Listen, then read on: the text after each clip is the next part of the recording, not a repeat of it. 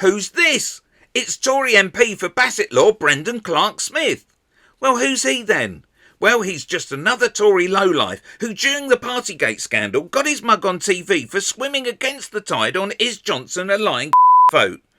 Look at him here, defending Johnson and bringing Boris into a moment of sympathy when originally attempting to console a grieving parent. Well, first of all, I'm very sorry to hear about Fred, and you have my sympathy. And as a parent, I can imagine it must be the absolute worst thing in the world. I was bereaved during COVID as well. Exacerbated by the fact that the Prime Minister was lying to him. But as was, of course, Boris Johnson. He spent time in ICU himself, of course, so I'm sure he completely understands. But again, exactly what this is about today, this is about Parliament in particular. And, we're not re-examining COVID as a whole.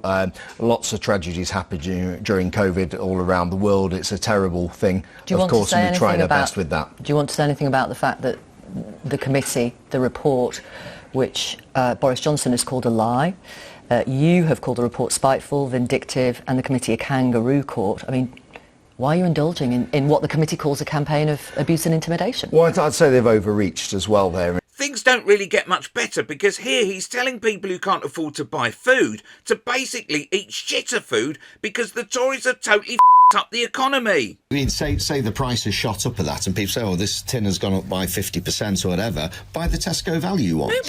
As if to compound matters, here he is with fellow moron Lee Anderson being fed beans. Yeah, if Jack Monroe or Martin Lewis gives this advice, they're seen as saints for it, but it's evil Conservative politicians, Lee, baked bean brenners have been called now. I've got good news for you, Brandon. We're going to do the baked bean test today. We've got some top brand baked beans, some supermarket brand, and another cheaper brand. OK. Here comes a train. What do you think of that one? Well, they're cold. I'm not coming back to this pub for food. It's all such a laugh, isn't it? Except it isn't, and perhaps the fact you've been acting like a right is the reason the crowdfunding page set up to raise £5,000 for your re-election was an utter washout. Originally stalling at just over £100, people were donating just so that they could leave comments like these. Absolutely ashamed that this rancid grifter human being ever got voted in my electorate. Not by me, I hasten to add. The sooner Bassetlaw comes to its senses, the better. Brendan, honey, you and your asinine campaign manager are struggling to keep up with cleaning up the comments. Good suggestion of his, the fundraiser. He's toast after the election, but then so are you. £118 out of 5,000. See how much you're loved? I'd be embarrassed for you if you weren't such a complete and utter ocean-going Well, Brendan, 2% already. Keep going, popular boy. Not on this quid, though, as I'm going to take it back, you nasty, rude, fecal waste pile.